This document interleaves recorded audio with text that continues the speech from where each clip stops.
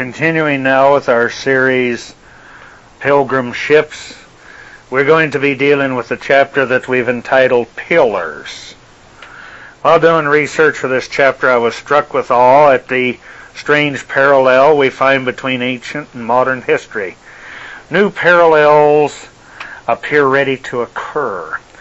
Our generation has not got the slightest inclination of the scope and the magnitude of what I believe is to be the great scenario which has been described by ancient writers even before the time of Christ.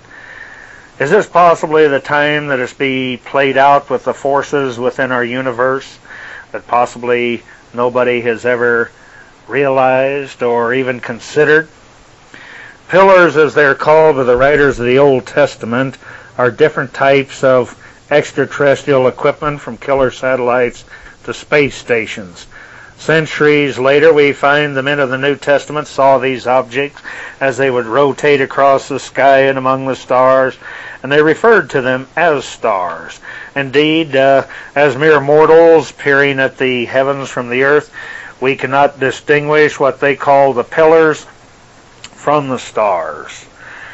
But however, I believe a critical understanding of their difference is essential to our human survival. The chapter taken from the Dead Sea Scrolls that was translated quite a long time back by a gentleman by the name of Theodore H. Gaster. He had a chapter in there that he entitled The War of the Sons of Light and the Sons of Darkness. It describes a final battle that will take place both on heaven or in outer space and in earth. We find that for our Fenton translation of the Bible, there are also accounts of a final battle. Take, for example, in Matthew, the 24th chapter and the 29th verse, it reads thus: "But immediately after these days the sun will be darkened, the moon shall fail to give her light, and the stars will fall from the sky, and the powers of heaven shall be shaken." The reference to stars falling from the skies is referring to intercontinental ballistic missiles, spy satellites, laser satellites, and all of the other, what I refer to as junk, that man has put into outer space. But while the reader may find this concept of space objects, which we have been observing and are interacting with humans for centuries, as conceptually strange, it should be noted that there's been presented in the Bible through ancient mythologies and through legends for centuries. It's not that the information is really new, but rather that man has lost his ability to read and understand the significance of the ancient writings and of these scriptures. You'll find a careful reading of Job and Genesis shows him speaking of a dateless past and telling of fierce wars of great antiquity. An understanding of these descriptions has eluded the humankind up until this time. However, our generation, I believe that what I refer to as the Star War generation, finally has the knowledge and the ability to understand these ancient teachings. It might be that for countless centuries of intergalactic wars that I believe we can prove happened in outer space will finally culminate here on this planet and this earth in one final battle. Well, for lack of a better term, we'll call it between the forces of good and evil. Now, can the rulers of the nations learn to submit to the world of some extraterrestrial lord of space and accept his laws? Or are the leaders of the different nations of the world, are they so consumed with greed and power that they're unable to care for the life and the welfare of the, I hate to use the word common, because the Bible says we're not to call anybody common, let's say the average man, woman, and child? Has the date of the final Armageddon moved closer than we really know, without catching the attention of our prophets and seers? The human race is violating the laws of nature. We live in a time that we could, I believe, all agree of social, economical, ecological plagues and the pollutions of our waters and lands and what some claim is holes in the ozone layer. I don't know as I concur with that facet of it, but that's another story. We find that the sweeping of young people by the drug abuse and catastrophic illnesses such as AIDS and the host of other severe and pressing problems, that they will bear witness to these violations. And this is what I feel that why we're discussing all these things. I believe this is what these talks are about, to see if we can find any answers by searching in the past. Some of you may have heard this old expression. It goes something like, a man who will not learn by history is bound to repeat it. And I would challenge anybody out there, if you think this is not true, you pick up the books of the Kings and you read through the books of the Chronicles, and you find that all we have is one kingdom or king or whatever. He's just repetitious. He's constantly repeating the errors of his progenitors. But anyway, I don't want to go off on a tangent. And yet, rather than working to solve these problems, speaking of the governments of this world, instead of using their resources of time and money and the minds, we put millions of tons of junk in space. As the news reports tell us, space is becoming polluted with all of these things that we're pouring out there. And we find that the importance of this is that even the paint off some of these satellites and so forth that the Russians and ourselves have put out there, that they've become a great threat to the windshields of our space shuttles, as they're pitted with even just a little speck of paint can cause severe damage. And we find that they create these satellites, that they create suspicion and fear. Now, this is true despite the obvious fact that the world cannot survive a nuclear war. Is there something here we're missing?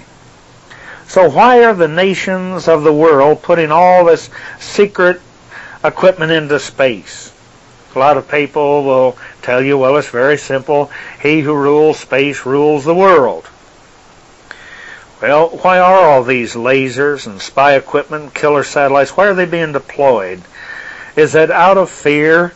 We haven't looked at it from this angle. Is it out of fear of an invasion from space? A judgment day from somewhere in outer space? An intergalactic Armageddon? Are the nations combining their arsenals of Star Wars equipment to maintain their greedy chess game, as they're using we the masses as their pawns? The Bible tells us that the Lord of space, over and over, he threatens or makes prophecies, whatever you want to call it, that he's coming from outer space. He's coming back to judge the nations. And I believe we read it very careful throughout the Scripture. We find all nations will be judged. Too numerous to mention. In chapter 2 and verses 10, 11, 12, and 13 of the King James Version of the Bible, the prophet Zechariah tells of a great space Lord. He arrives in a holy habitation, which is the translator's interpretation as what I was referring to as a pillar. Verse 10, Sing and rejoice, O daughters of Zion, for lo, I come, and I will dwell in the midst of thee, saith the Lord. Many nations shall be joined to the Lord in that day, and shall be my people, and I will dwell in the midst of thee, and thou shalt know that the Lord of hosts has sent me unto thee. But here's what I think is very, very important. When he talks about daughters, and he talks about descendants of Zion, a lot of people have failed to recognize and understand he's speaking of a place in outer space. I know that King David, he was the one of the first to build an altar and all, but it was a type and a shadow, a facsimile of something that he knew of in outer space. But anyway, let's go to verse 13. Be silent, O all flesh, before the Lord, for he is raised up out of his holy habitation. This almighty, ever-living, eternal Lord that has life without end. He's not subjected to fear and disease and death like we who are trapped here on this planet. It tells us that he has a holy habitation. This is some sort of house or space station. Now it goes on, these passages, they tell of nations that join the great Lord of space. The daughters represent these nations whose descent is of and from the people of this holy habitation. And we find that Zion is another name for this holy habitation, which can be called a great pillar, the high mountain, the Mount of God, or the Venus space station. Verse 13 tells us of his flying out of the space station, the holy habitation. Because if it is truly the creator of all this, we call the Almighty God, we call him Father, then it's got to be a holy house if that's where he's dwelling. The King James Version of the Bible only has 13 verses in Zechariah 2, whereas the Farrar Fenton translation has 16 verses. Now, the difference between the two, I believe, are very striking, and I think that you will find that they are worthy of our exploration. For example, now, we find the following verses appear in the Farrar Fenton translation, but not included in the King James version of the Bible. Their omission is in the King James version is probably due to translation from I would say an incomplete or a corrupted manuscript. The 16th verse of the Farrar Fenton says, "Let all existence be silent before the Lord, for he is awake on," now it's called his habitation, the house, the rock, the pillar. Now it's called the holy hill. And I don't believe anybody in any religious organization today would think that the Almighty Creator of the universe is hanging out on a hill in this place, or on this planet. And illustrates the fact that the great Lord of space is watching us and is aware of what is happening on our planet. And in verses 12 and 13, the Farrar Fenton version tells us of great laser weapons being used by his extraterrestrial invading army. Verse 12 goes like this: "For thus saith the Lord of hosts, I will send a sunset splendor to the heathen who plunder you. And whoever injures you, injures the ball of his own eye. For I will shake my hand against him." There it is. He's talking about he's going to use some weapons against them. "They will be plundered by their slaves and learn that the Lord of hosts has sent me." And now everybody, as the scripture prophesied, they cry peace, peace, but the scripture says there will be no peace. Now worldwide we no longer have an enemy to fight. We in America, we talk about democracy. We have the Russians talking about democracy, and they supposedly set all these different nations free, and some of them rebel, but they turn around and they take the same old sorry hogs that were in the trough in many cases and put them right back there to feed on the people again. Well, anyway, I'm going to stay out of the politics, but let's not be deceived. The interpretation of these laser weapons that are being used is justified by the descriptive language of the sunset splendor that injures and destroys the eye and the socket. The term in verse 13, "hand against them," is the description of the extraterrestrial air force that's going to be using weapons against nations that have held millions of people captive. The Farrar Fenton and the King James, they also differ in their interpretation of who spoke with Zechariah. The King James, it stated an angel, a messenger, spoke with a prophet. However, Farrar Fenton translates this as noble ones. And he addresses the interpretation of the word noble in his footnotes as follow. Noble in the Hebrew, Jehovah, which is seen at times in the Bible to be used in the sense of noble, and is not always to be understood as the supreme being. The common error of the translators and the commentators, and restricting in their works the title as alone belonging to God, has introduced great confusion into many passages.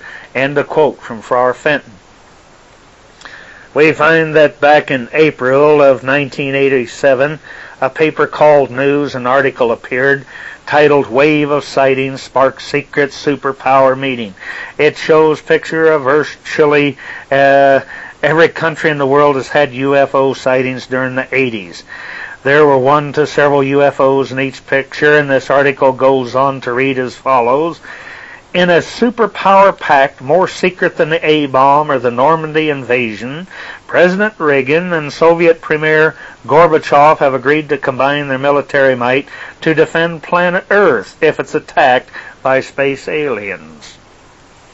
There's some other reports that we can interject in at this time.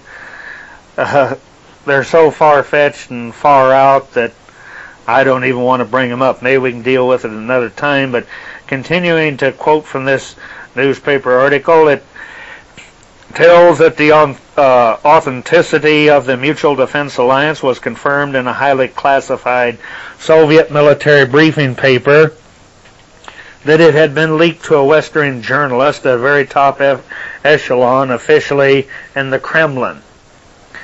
The Mutual Defense Agreement, it calls for both the U.S. and Russia to muster all of their nuclear missiles, their supersonic jet aircraft, manned and unmanned spacecraft, including the shuttle, and an all-out operation to repel alien invaders from our sky. Now, this astonishing pact was supposedly signed, sealed, and delivered to Reagan and Gorbachev only 3 days after the Alaskan radar trackers confirmed that an immense UFO was plotted as it hovered near a Japanese airliner, a 747. On November, that the UFO was described as bigger than 2 aircraft carriers, and just was one of literally hundreds of UFO sightings that have been reported from every country since October of 1986. They go on to say, we have strong reason to believe that there's a definite routine being carried out by what can only be spaceships from outer space. The briefing states that there are also intelligent data from our field agents that indicate that some of the alien craft have landed on Soviet territory. We see in the light of these confirmed reports that the Soviet Union, United States of America, they agreed to take prudent steps to ensure a united capability to defend Earth in the event of an invasion by alien forces from other world. The paper outlines the mobilization of conventional aircraft, sea, ground forces, and immediate dispersal of Soviet U.S. nuclear-armed submarines. But of greater importance, however, will be the activation of strategic satellites that are already in Earth orbit, which will fire their laser rays at attacking alien ships, while they are still in deep space. Now, everybody has been terrified that President Reagan's so-called Star Wars initiative posed a threat of world annihilation, but an invasion of Earth by space aliens could only bring about a global holocaust. No one can even begin to imagine, a Pentagon official said. I cannot help remembering something that President Reagan said, still quoting, in 1980. The official continued, he told the audience, we may be the generation that sees Armageddon. But with this pact, the Soviets could be the salvation of Earth. This was written by Mickey McGuire and Vladimir Chenko. End of quote. Don't hold me responsible for it. Take it for what it's worth. But why do our government retire our spy plane to the Smithsonian Institute? It still holds the world record, flying at speeds in excess of 2,100 miles an hour. It would obviously be an unparalleled backup weapon in case some of our other sophisticated weaponry would fail, I would think. Perhaps the reason is our government perceives that the main threat to us is from unfriendly ships in outer space. Before I present the facts of these ancient pillars, it would be well to check some of our present-day pillars.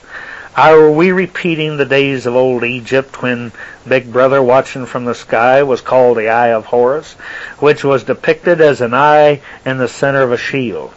For instance, consider India.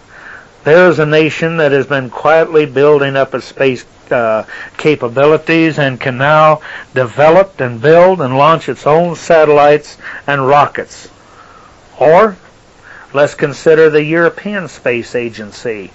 It's entitled ESA, which was founded, a lot of people are not aware of this, back in 1975. It's composed of the nations of France, West Germany, Belgium, Denmark, Spain, Britain, Holland, Italy, the Netherlands, Sweden, Switzerland, Norway, and Austria.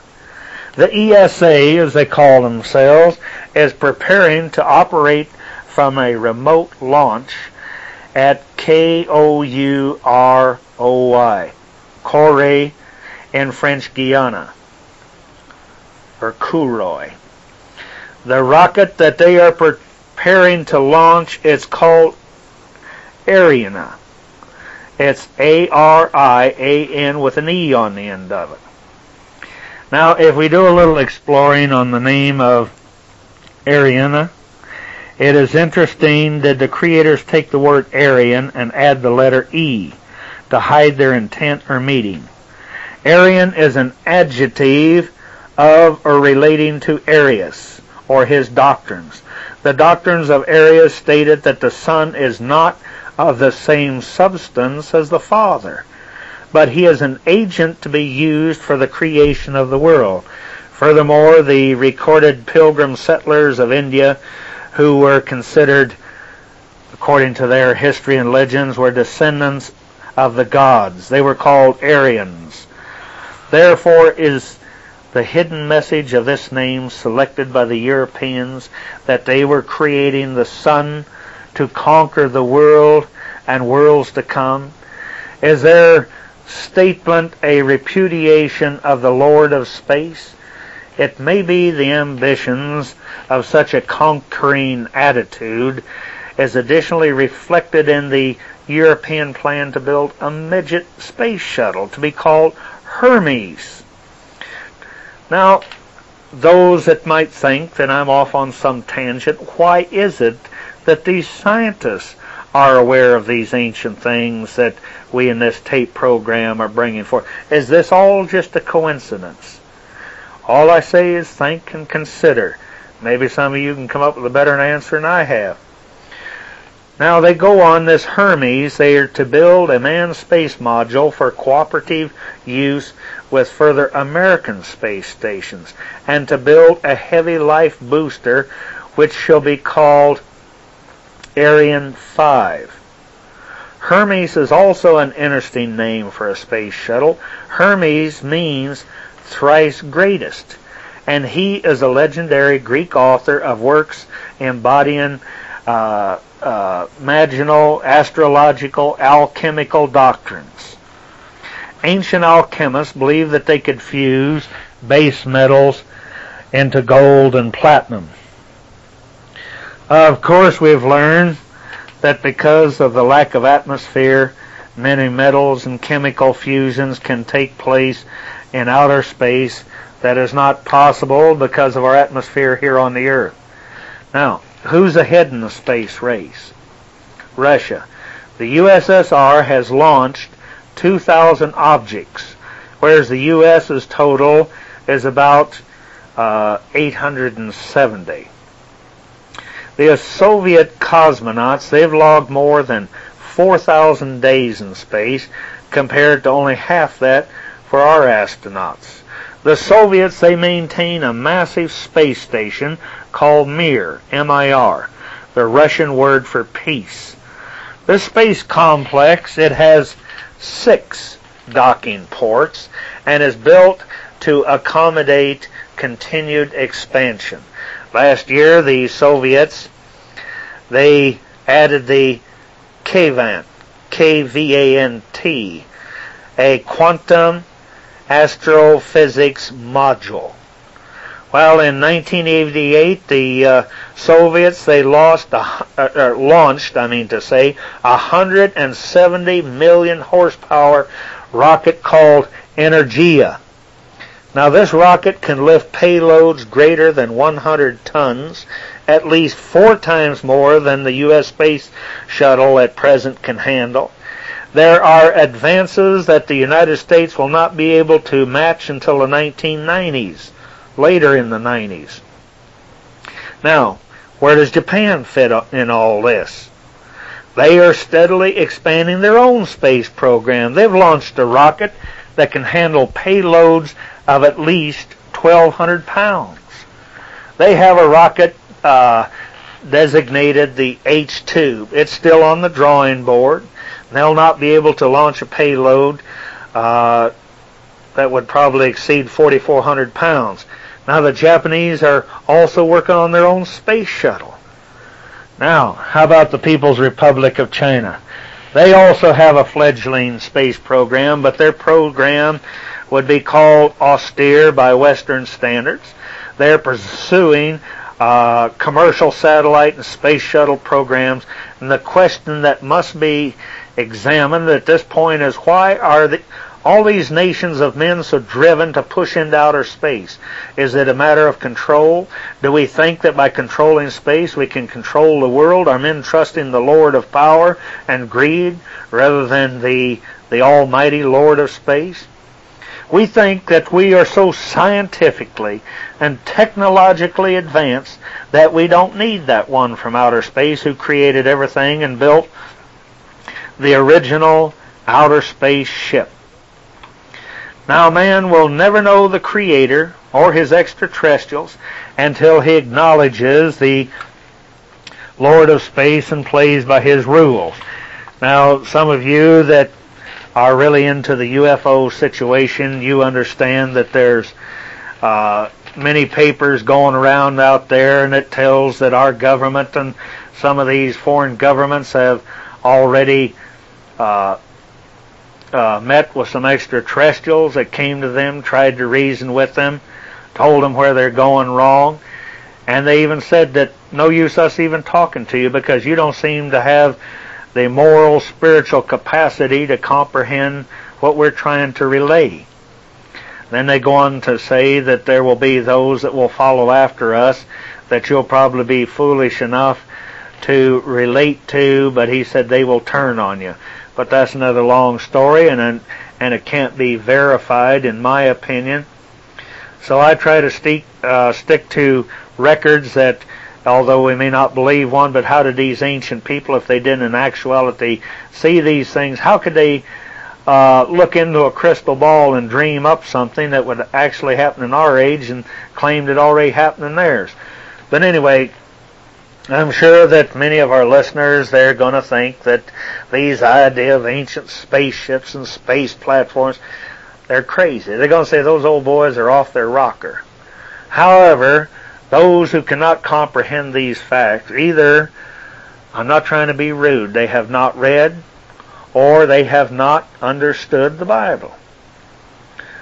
And so all we're trying to do, we're not looking for a following. We don't ask for tithes or love offerings. We don't have a church. We don't have a tax-free number. So any of you out there is looking for a big write-off, you better leave us alone. Because if people don't send us money for this, that means they can't tell us what to do. And we're all rather independent. In Ecclesiasticus, the first chapter of the Friar Fenton translation of the Bible, it's entitled Lecture 1 on the Pursuit of Wisdom. It cautions us to recognize the repetition of history and to learn from it. Chapter 1, verse 9 through 11 instructs us as follows. What has been, this is the 9th verse, what has been, there will be. What has been done, will be done. For there is nothing new under the sun. Verse 10. If it is ever said, see, this is new, it has often been in former times that went before us. Verse 11. For there is no record of past events, and there will be none of future ones, for them to be remembered by those who are still more future. So what it's saying, it's not saying that there's not any records, but they're talking about events so far back in ancient antiquity, long before our written records that we have at this present time. And later on, I think you're going to be really excited about some of our research and our tapes here, where we're going to explore into ancient records that people have never considered, that are going to give us so many bits and pieces. I think we can put a picture back together and prove some of our apparently far out premises. So, what evidence is there to support these ancient pillars? The clues show us that his mount was a great space platform that could shoot fire. Their religious denominational approach would be kind of a Ghost Riders in the sky theory. This is what I used to believe. That's no condemnation. I went along with it. But the Scripture clearly speaks of these ancient space stations.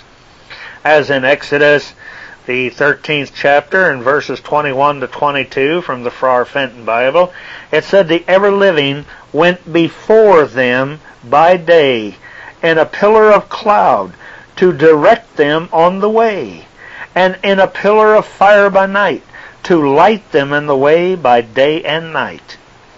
The pillar of cloud never departed by day, nor the pillar of fire by night from before the people. Now in the King James Bible, Exodus 14:19 also speaks of the presence of the pillar, and it said, "And the angel," parentheses, meaning the messenger, "that drove the platform in the cloud of God, Yahweh, which went before the camp of Israel, removed and went behind them." In other words, he banked his great spaceship, and the pillar, platform of the cloud went before them. See how it switches back and forth? Pillar, cloud. But when we add these all up and we understand, the translators got confused. And it says, went before their faces and stood. But now they're talking about it stands in space. In other words, hovered there, as in what today we would say a hovercraft. It says behind them. Exodus 14:20 continues with, "And it came between the camp of the Egyptians and the camp of Israel, and it was a cloud of darkness to them. But it gave light by night to those, so that the," what I call, parentheses here, space platform, "came not near the other all night." So when they banked it, they tilted it to the Egyptians. Now, boy, I tell you, stop and think about it. Those Egyptians, they had to be a bunch of knotheads. Because I say that when the Almighty is on your side, and you have air support like that, as we called it during the Korean conflict, or those of you in Vietnam, or the Second World War, and you see an extraterrestrial army of that magnitude, and you still go after God's little honeys, then you got to be, forgive my cussing, you got to be just a plain damn fool. Somebody say amen. And anyway, the Farrar Fenton Bible so speaks of the pillar in Exodus 14 and 24, quoting the 24th verse, "And when the morning watch arrived, the ever-living looked down from the pillar of fire and cloud onto the army of the Metzeram, and broke off the wheels from their chariots, and confused the ranks of the drivers, so that the Metzerites explained, 'Let us fly from the presence of Israel, for the ever-living fights for them against the Metzerites.'" Now, I want to make one point there. That was still talking about the Egyptians, but that is another ancient term that was used for these people. Now, did the ever-living perhaps use a sophisticated sound cannon to break off the wheels of the chariots? Now, if this sounds like I'm inventing another Buck Rogers, our government already has such weapons, where there's no, it's a technological thing, it's probably in its own form simplicity personified, but it's able to shoot out these vibrations and sound waves that it can destroy people and animals, causing internal injuries and probably blowing the wheels off something. This we don't know. This is not privy to we, the thundering unwashed herd. I think they must think of us as sometimes they don't think we're smart enough to handle it. Our enemies already know about it, but anyway, I'm getting off on a tangent. Forgive me. Again, in Numbers, the 9th chapter 15 to 23, again from the Fenton Bible, we have varied descriptions of the pillar. Now the true meaning has been lost because the translators have assumed that the description was of a tent. The King James Scriptures in Numbers 9:15 says the tabernacle was reared up. According to Strong's Concordance, the Hebrew word translated to reared was G-U-W-M. We went through this before, and it's pronounced koom, K-O-O-M.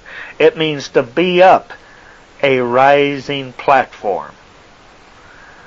This is the Strong's Concordance that was written over 100 years ago. It's a collection of books with their spelling, their translation that came out of the ancient libraries. A rising platform.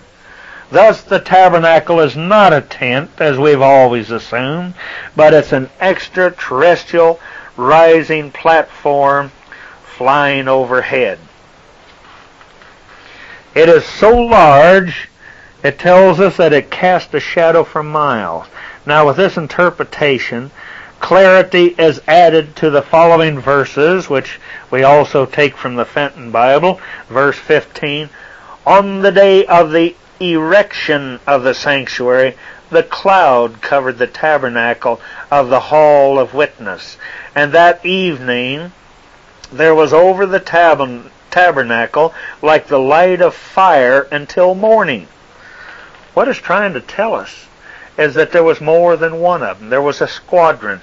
But you'll find, I think later on, when we talk about the ancient history of China, that goes back in ancient stories and poems a couple centuries before Christ, when they say the very same thing, where this great extraterrestrial Lord came down, this great, what he called the black ships, he called the dragon ships. We're going to get into that in another chapter, but in there they talked about the hall of witness. If you've ever been in one of these big cruise liners, and you ask one of the mates or the captain, where is my cabin? He says, look down the hall, and your cabin number is 115. You may have to pass 100 other compartments, or 115, as the case may be, the great hall of witnesses. In other words, there was a lot of other people on board. They were witnessing the events on the earth, while the people on the earth were witnessing them. Each one was amazed by the other one. So we find that in the Oriental language and in the Babylonian, the Egyptians, and the Hebrew and the Chaldean, we have cross-references. One of them proves the other one. Because I know how frustrated I used to be when I was just a young fella, and here'd be some pious pontificating, pulpit-pounding, would-be puffing prophet, had some 50-pound Bible, and banging me over the head, and just slapping me silly, and trying to get me to believe that it was true, and he was using proof from the Bible to prove the Bible. Well, that gave me a very bad attitude. And I said, don't you have any other books that can bear out what you say? And he told me that if I didn't turn, I was going to burn. And he already had me condemned to the big eternal barbecue because I was a no-count heathen and I was full of demons, because I would dare to look at the books of one of these heathens and their ancient records. Well, anyway, back from my tangent. So we find in verse 16, so it was always the cloud covered by day and the light of fire at night. And when the cloud arose from off the hall, then the children of Israel marched, and at the place where the cloud settled, the children of Israel encamped. The children of Israel marched at the command of the ever-living, and they encamped at the command of the ever-living every day. They encamped where, now they're calling it a cloud, where the cloud rested upon the tabernacle. In other words, this tabernacle has a cloud around it. And so when they stopped, they saw the cloud around it. That's where they camped. Then it goes on, verse 19, but when the cloud rested upon the tabernacle, many days the children of Israel watched the ever-living and did not march. Verse 20, when the cloud remained a number of days upon the tabernacle by command of the ever-living, they encamped, and at the command of the ever-living they marched. But if the cloud remained from evening to morning, and the cloud went up in the morning, then they marched, whether day or night. Thus the cloud went up, and they marched. And whatever for days or a month, this verse 22, or long periods, the cloud rested upon the tabernacle, the children of Israel encamped and did not march, but on it going up they marched. You see, isn't that a lot of redundant repetition there? Stop and think about that. I do not profess to be a journalist, but if I wrote something like that for high school, and I was over and over and over repeating myself here, describing the same thing, there must be a purpose in it. Has the Almighty, for the last few thousand years, trying to get somebody to listen to his report, saying, look, I'm telling you again, and remember your daddy might, I don't know if your daddy was like mine, sit there and slap the taste out of my mouth, said, did you hear what I said? And he would say it again, and before I got to say yes, he slapped me again and said, you're not listening. Well, I couldn't hear anything. My ears were ringing so bad, and maybe the Almighty is trying to ring our bell without slapping us into the middle of next week. Anyway, back to verse 23. By command, the ever-living, they marched. Here we go again. They waited the order of the ever-living by the hand of Moses. Now, this is probably going to bust some bubbles out there, and maybe someone throwing this tape out of the truck window in the next 5 minutes. I don't know. But wait till we get to the chapter I call King David's ham radio, and I prove it. But anyway, verse 15 refers to the pillar as the hall of witness. Israel needed the witness of their extraterrestrial brethren. So there were many extraterrestrial people, I would imagine, in this giant space tabernacle. Perhaps the hall of witness, as I said, it describes the doors on the cabins that house the people in these giant ships. As I say, later on we'll prove it in another chapter that we did call the dragon ships of China, where they give the evidence of a hall and a great extraterrestrial ship or flying tabernacle or clouds swirling about it, and it's described as a huge whirlwind. Now, Psalms 139, 6, 8, and 9, and 10 of the King James Version, King David writes, and I'm sure that this is the way you're going to feel, because I know this is when I felt, and I had to go back and read this over again, and some of this disturbed me so bad, and I thought maybe I needed one of those Cougar jackets that zip up the back, and they put me in a rubber room, so if I fall down I didn't hurt myself. But here's what old King David said in the 6th verse of 139 Psalms. Such knowledge is too wonderful for me. It is high, and I cannot obtain unto it. Verse 8. If I ascend up to heaven, thou art there. If I make my bed in hell, thou art there. Now, hell, he's referring to, here's the grave. Verse 9. If I take the wings of the morning. Wait a minute. What are the wings of the morning? The morning means the morning star. If you ever looked at the morning star, it's a beautiful sight. It looks like it has wings on it. Just look at it real close some night. It's also called evening star. Many other things, but anyway, let's go on. And sail in the uttermost parts of the sea. Looks like he had a type and shadow. He knew of submarines. Or we're going to get into these crafts that go into it. I want to digress for just 1 second and bring out a point. I had a good old boy. He was a pious, pontificating pulpit pounder from down Mississippi. Comes to my house periodically. And I told him, I said, did you realize that Job told about submarines and atomic submarines that would be used in the last days, and maybe he was referring to them in an ancient day, but I said it's quite plain there. It talks about how this submarine can fire these intercontinental ballistic missiles and all. And here this old boy there, He said, well, brother, he said, I've read all about that, where it talks about Leviathan, and it talks about this other big booger. He couldn't even pronounce its name, Behemoth. And he said, well, actually what that was speaking about hippopotamuses and crocodiles. I said, well, the Almighty talked about he was going to come back and make war with them. And I said, what kind of God is that, telling everybody I can come down here and just whip the snot out of an alligator and I can kick a hippo all the way across the street? I don't know about you, but that does not compute.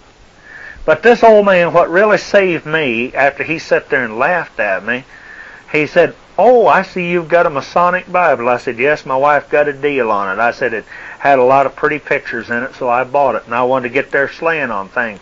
And he turned there to the cover, and right in the cover, this was written a long time ago, they didn't use the word atomic or anything like that, but they said, Job foretold of submarines. And I said, well, what do you think? He said, well, if the Mason said it, brother, it's got to be true. So thy hand lead me, thy right hand shall hold me. Notice again the connotation of the hand. He's talking about the instruments, the weapons of the Almighty, this extraterrestrial Lord, that he has protection. Not like a lot of the, well, let's say when I was in church, we talked about the Spirit of the Lord was going to protect me and all this and that, but he had the genuine guarantee, the real McCoy. And speaking of the wings of the morning, remember, morning star? David revealed that he has knowledge of earthmen being flown to outer space. These wings are shuttlecraft, flew people to the greatest pillar of all, the greatest space station. There's additional evidence in these pillars in Ezekiel 1 and 4 of the Amplified Bible translation. It reads, as I looked, behold, a stormy wind came out of the north. Remember Zechariah, the 6th chapter? The watchers were in a hurry to go watch over the earth, and a great cloud with fire enveloping it, flashing continually, and a brightness was about it, and out of the midst of it, as it seemed, glowed amber metal out of the midst of the fire. The fire enveloped it, can best be understood as the heat that builds up like on our space shuttles as they re-enter Earth's atmosphere. So we find here, in the light of all this evidence, with the understanding that they have come through scientific and technological advances, it is apparent that there are space platforms or space stations as shuttles from planets to the upper ionosphere.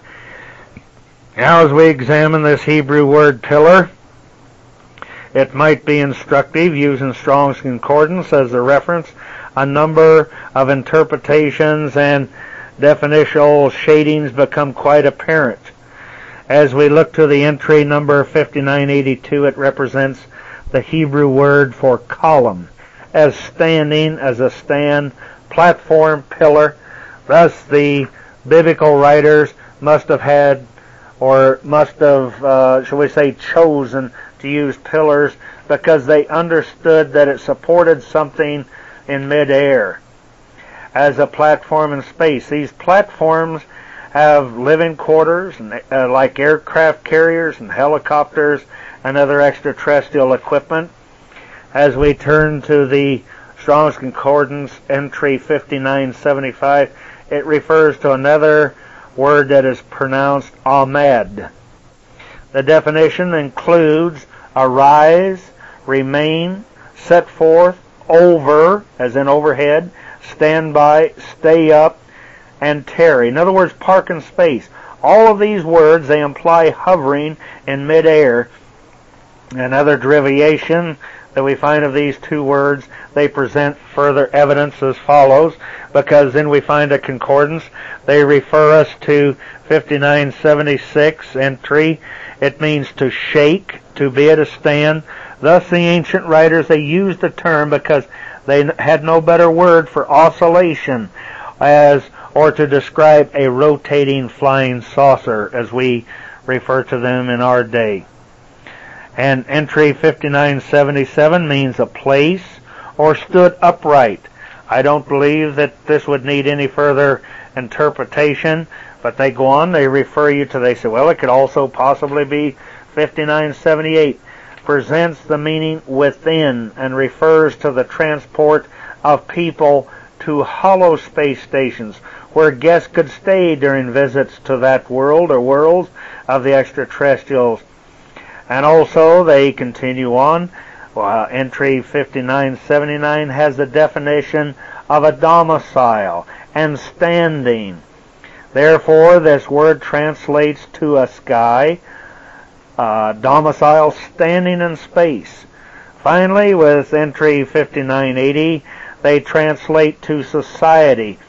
It's interpreted as a colony of people who live in this space station. The Hebrew word also carries the meaning of beside and against. It is possible now that these ancient extraterrestrial people could link their space stations together just as the Russians and the United States did with their spaceships. The Hebrew presents us with additional evidence that this extraterrestrial interpretation is correct. Examination of interconnected or related Hebrew words is a fruitful exercise. Unfortunately, translators have too often missed the appropriate meaning and have thus misled not only both themselves and biblical scholars regarding the correct understanding as we present here. The following would present but a small sample of all the possible examples that are available from Strong's Concordance. As we study their entry 5927, it carries the meaning of carry up, fetch up, lift up, as today we say lift off. All of these, they remind us of Elijah being taken from this earth plane and appearing hundreds of years later on this mysterious mount that people think was a hill or a mountain, and he appears there with Moses. The word also means to shoot forth, which is very descriptive of how one of these extraterrestrial ships, how they would leave the earth plane.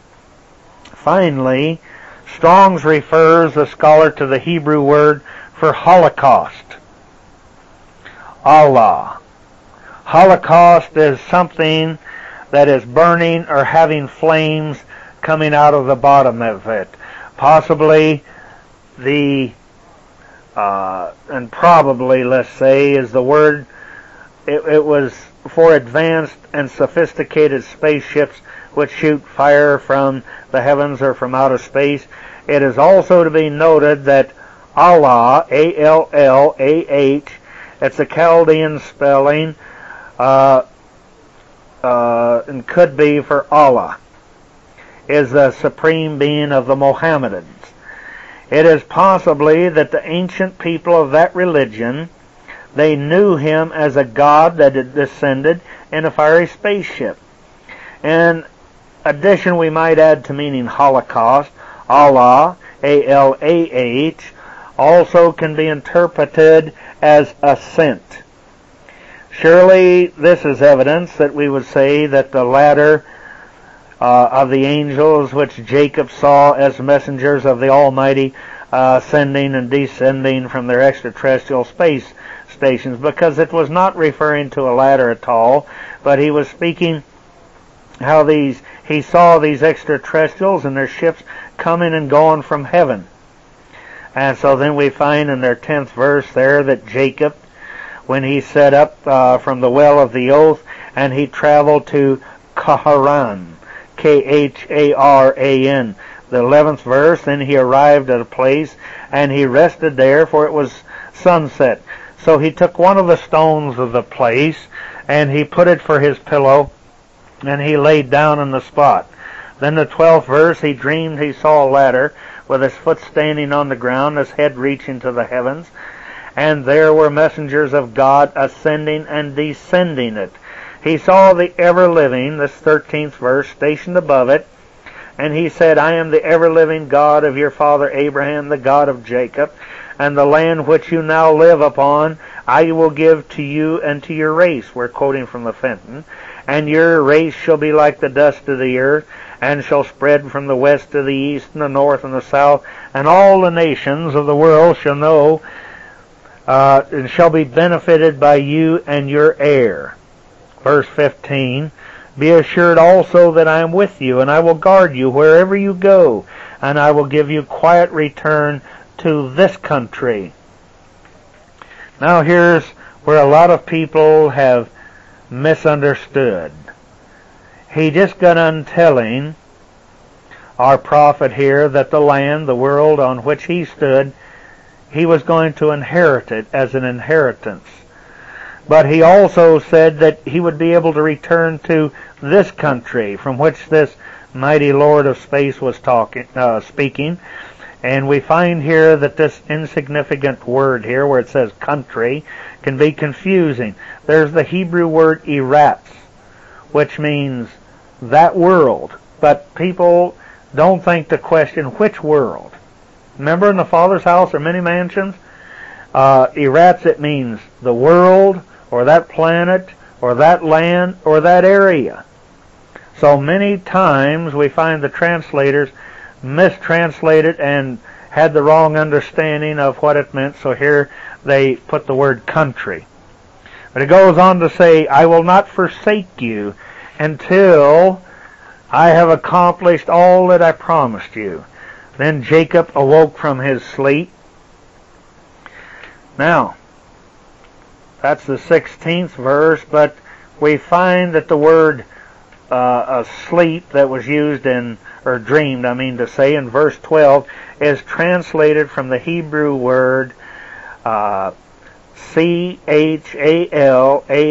but is pronounced Kalam, K-H-A-W-L-A-M, Kalam. The word can be translated as plump, so that doesn't fit. He wasn't laying there sleeping fat, dumb, and happy. It also implies the word dumbness in the figurative sense. And it is to be in good liking, to recover, or to redeem. It is also unlikely, then, that Jacob would lay around getting fat. However, the other translators are fitting to the message. Good liking would fit because there is much evidence from the Scripture that the prophet was told by this extraterrestrial messenger, as we find many others, that they had found favor with the Almighty, and they were chosen to see and to hear great things, such as the one that was witnessed here by Jacob. Dumbness now can be interpreted as being struck dumb by what he beheld. Both of these interpretations here, they are concordant with being in a state of dreaming. But thus it is evident here that the latter, descending from this extraterrestrial great ship that Jacob could only describe as coming from heaven. But today we find with the younger generation, if I speak to them and I use some of the idioms of back when I was a boy, when I got caught doing something or I got scared, my brother jumped out from behind the door. My grandmother would use an expression from her day when she was a little girl. She said, you stand there like you've been struck dumb. What it means, it was an old word for mean, have you lost your senses? You were in a state of shock. So needless to say, this prophet of old, I'm sure that he was shocked by these things, because even in this day and age, if I saw something like that, I guarantee it'd make my liver quiver, and probably you too. And it goes on to say, and above it was another, even larger extraterrestrial ship that was the seat of the Almighty. Now the latter ship was but a way station that provided the steps to the Almighty. We're going to find that additional corroboration for the existence of such an extraterrestrial transport ship is provided by Strong's Concordance for the Hebrew word that we'll find presented in entries 4608, 4609. The word pronounced MAH-AL-EH, it ma'al-e, or hey. It is rendered into the English word ascent, that goeth up and mounting up, as well as into stairs. The word pronounced ma'al-ah, M-A-H-A-L-A-W, ma'al-ah, became, or becomes in English, elevation. It means a journey. I'm quoting Strong's. A journey to a higher place and superiority of station, as well as stairs. So do you see now where they talked about a ladder?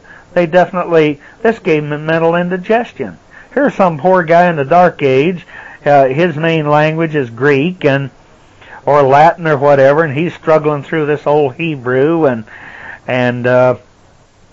if he was to go back to the king or going back to the cardinals or one of the heads of his church, and he starts telling them that here was some sort of flying airplane type or spaceship that was carrying people back and forth to heaven, you think he might have lost his job.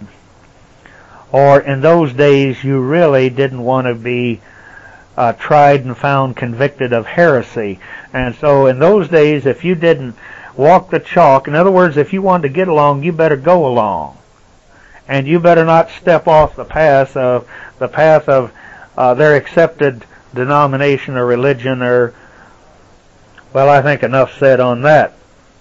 Thus we find here that the description of Jacob's story as a trip to a mount or a great ship is very fitting. Now, as we examine the Hebrew word dar, D-A-R, and its derivation, they provide further insight. Once again, using Strong's Concordance, we'll see through entries 1858, 1862, 64, 65, 66, as it goes into the English translations, which refer to the color pearl. We also say opalescence, which describe the sheen of these great extraterrestrial ships. They also note a notation that this sheen comes from rapid turning. The derivation of dar amplify the basic meaning with many times it's used like the pearl of knowledge, also swift flying like a bird, and freedom or rapid movement. Therefore, the facts continue to confirm the presence of this giant spaceship that spins and flies at great speeds throughout the ancient universe. And you remember John of Revelation, he described the doors, the openings, he spoke of great pearls. An interesting side note is, you remember that the pomegranates were used as symbols in early tabernacles. If you turn a pomegranate upside down, it's a type of exotic fruit. For those you may not know, I believe most people do. But it looks like a round ship with a stem, and it resembles fire that comes out of the bottom of it. Now, Ezekiel, as we've said over and over, it's one of the most thought-provoking books, and we have to go back now and then to equate and look for the second witness and verify these wild conclusions that we're coming to. For in chapter 5, verses 3 of the King James, the sentence reads, "And the Lord is a man of war." The Lord, and they left out the old Hebrew, Yahweh is his name. Christians say God is Father, Son, and Holy Spirit, all three in one, called a Trinity. So it is obvious that God can appear in the form of man. It's also true that he made man his form. If he can do such wonderful things, is it true that he also has the power to fly himself around in a space city or a tabernacle? Now the 9th chapter, 9th verse, to say, of the 5th chapter of Ezekiel, it says, "I will draw my sword, my hand will destroy them." The word sword was only used because the Israelites, they were conceptually unable to understand the word laser. However, laser is understandable to today's people, and the interpretation would be that he had sophisticated weapons and extraterrestrial armies. Exodus in the 15th chapter, 17th verse, King James reads thus, "And they shall bring them in." Listen closely. This is so fantastic. "They shall bring them in and plant them in the mountain of thy inheritance." and the place, O Lord. Now, I used to wonder, as I'd read chapters that talked about Moses and the mount, over and over, sometimes 17 times, excuse me, then suddenly it would switch to mountain. Does not compute. What is a mount? What is a mountain? I think we've proved what a mount is, but a mountain, if you look up the Hebrew word that they mistranslated mountain because they couldn't understand it, otherwise it meant something very high up in the sky or in outer space or the universe or heaven, as they would say back then. But let me read this again. I want to bring it all out. I shouldn't have interrupted it. Exodus 15:17, the King James even, it reads, Thou shalt bring them in and plant them in the mountain of thy inheritance, and the place, O Lord, which thou hast made for thee to dwell in the sanctuary, O Lord, where thou standest, which thy hands have established. In other words, he made it. This is not an ethereal palace. This is something real and genuine, and throughout more of our studies we're going to prove it. Here is proof that this great space station, it was handmade by this great extraterrestrial Lord of space, the one that the Messiah said we should call him Father. Boy, it's nice to have some rich parents, and all this time you thought you were a peasant. Then the passage speaks of bringing people into the mountain. It means something high up in outer space. It talks about this mighty Lord is going to bring some chosen people into his mountain, into his flying sanctuary. And it's very clear, I believe beyond a shadow of a doubt, that the mountain is a sanctuary, and he made it. What was it for? It was take people to plant them in it, and to be given to someone as an inheritance. I believe we're going to prove this in some real. We're going to get in some really heavy stuff. I believe that this is my personal version. This is the United Nations of outer space. This is where the sons and daughters of the Most High are going to come from other galaxies and universe. This is the headquarters. And it says here, the secrets are contained. This is called the Tree of Life. The Egyptians called it the House of Life. And I believe that, well, later on we're going to show in the book of Revelations that so many people said it's a sealed book. And I said, would you show me where it says that? It said sealed, not the book. It's supposed to be open to us. It's been there all the time. It's time we understand it. But it talks about a day coming, which I believe is that I'm not trying to play prophet. The prophecy's just right there. All we've got to do is understand it. And it's so simple we missed it. But it talks about whole nations that are going to flow unto it. But if you go back and look it up, it talks about flying to it in the eagle ships. As you can breathe effortlessly, you can look out the window, you can enjoy your flight. Well, they can go up in these space shuttles. I think if we wait for that one, it's going to be a safer trip. Anyway, I may be getting off in la-la land here, and I don't want you throwing this tape out the window. Is our evil time to be the culmination of all the ages and all of these prophecies? I spoke of eagles, of bows, and Holocaust machines, both of this world and of the Almighty, of the extraterrestrial armies. Earlier in the chapter of Exodus, 14th chapter, 14 to 25, it was quite explicit that it was time to return to it. Here's two short verses referring is made from tent to tabernacle to pillar, then to fiery cloud. So think about those things. You may have to listen to this more than once, and to go back and it'll start to compute, and you say, my gosh, no wonder I couldn't understand that, because it's so simple. And the guy that's telling it to me, he's simple too. Don't throw it out the window. Think about it. Verse 24, when the morning watch arrived, the ever-living, he looked down from the pillar of fire and the cloud onto the army of the Metzeram, and he broke off the wheels of their chariots, and he confused the ranks of their drivers, so that the Metzerites explained, the less fly from the Israelites from the ever-living, for them against the Israelites. That's the Farfenton, and we told you about that once before. But keep that in mind. That'd be kind of nice to have them fighting on your side. Look at Exodus 14:25 from the King James Version. It shows how they corrupted that translation. It reads, from the 24th verse, and it came to pass when the morning watch, the Lord looked unto the host of the Egyptians through the pillar of fire and of cloud, and he troubled the host of the Egyptians. Obviously, this translation destroys the original meaning and loses a great witness, a great truth. This truth is that the morning watch, and my friends, I'll just leave this to you, and later on you may look back and remember this one. The morning watch. Watching from where? Was it the morning star? I tell you, we're going to put a telescope on him, but maybe all this time he's had one on us. From the fiery pillar or platform as a space cloud as he gazed on the army of the Metzerites.